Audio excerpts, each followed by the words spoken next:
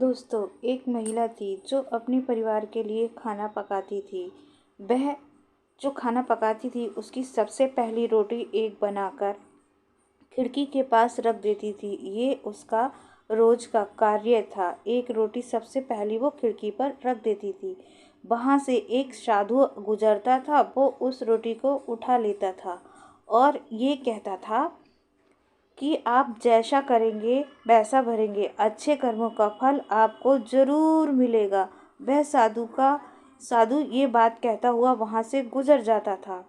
वह महिला नित्य यही कार्य करती थी। सबसे पहली रोटी बनाकर खिड़की पर रख देती थी और साधु आकर वहाँ से वह रोटी ले जाता था और वो उसका यही कार्य था। वो यही कहता था कि आप जैसा करेंगे वैसा ही आपको मिलेगा, अच्छे कर्मों का फल आपको जरूर मिलेगा।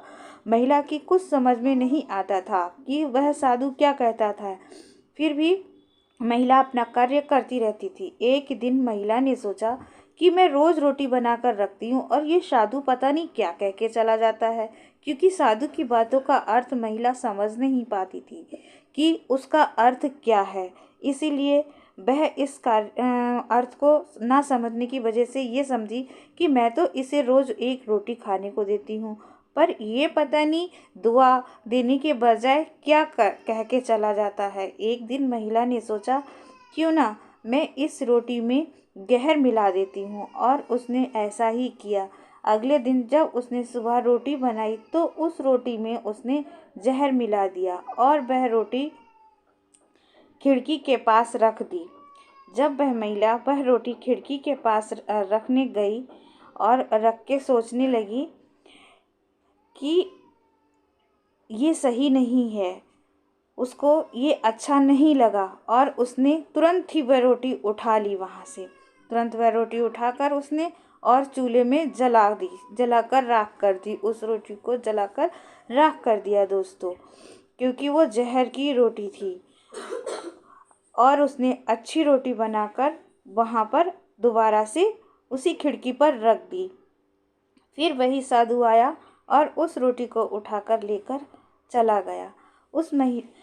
और उसने फिर वही बात दोहराई, अच्छे कर्मों का फल तुम्हें जरूर मिलेगा, आप जैसा करेंगे वैसा ही आपको फल मिलेगा। अच्छे कर्म कभी खराब नहीं होते हैं, वो हमेशा आपके पुण्य बने रहते हैं, आपकी किसी न किसी रूप में सहायता अवश्य करते हैं। ऐसा कहकर वह साधु वहाँ से वह रोटी लेकर चला गया। महिला सोचने लगी कि मेरा पुत्र, हे भगवान। महिला का एक पुत्र था जो बाहर नौकरी करने के लिए गया हुआ था और उसे उसी समय अपने पुत्र का ख्याल आया कि मेरा पुत्र बाहर गया हुआ है, पता नहीं उसे नौकरी मिली होगी कि नहीं मिली होगी। वह यही सोच रही थी कि उसी वक्त उसके दरवाजे को किसी ने खटखटाया। जब दरवाज़ा खटखटा तो महिला ने खोल के देखा कि उसका पुत्र उसके सामने खड़ा है। वह बहुत दुबला हो गया है। महिला देख के ये बहुत दंग रह गई कि उसका पुत्र बहुत दुबला हो गया है।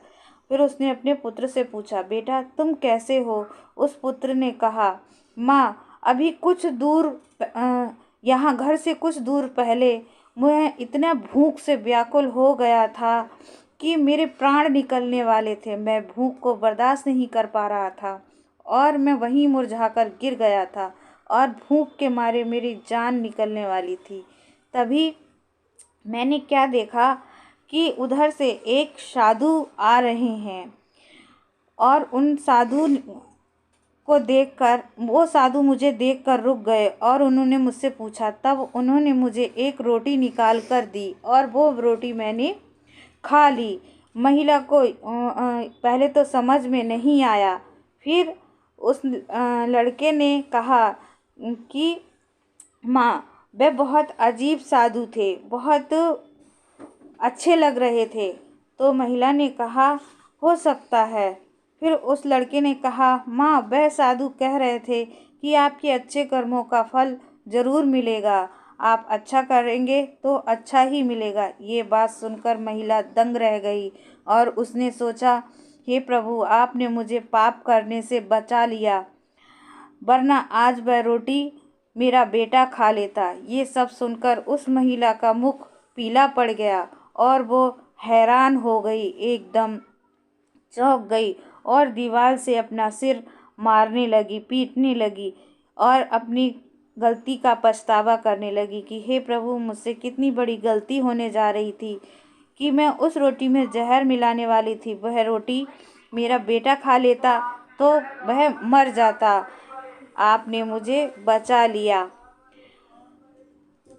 इसीलिए अच्छा करते रहिए, आपके साथ अच्छा ही होगा।